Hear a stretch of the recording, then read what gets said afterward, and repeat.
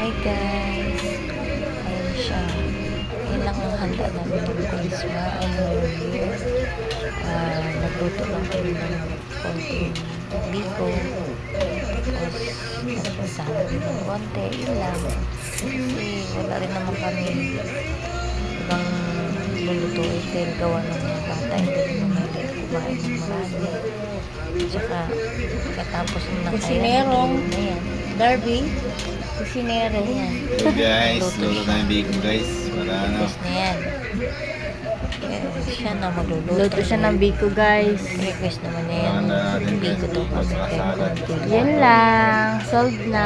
naman eh. Malagkit pa rin. Tamad magluto. Yun ay spaghetti. Tamad. Hindi naman. Gawa ng masarap din talaga ang biko. Lalo na pag umaga, pang kape. Ayan, para tayo Loko-loko. makahubad pa yan guys. Sorry. Chinemea. Pasensya na po guys.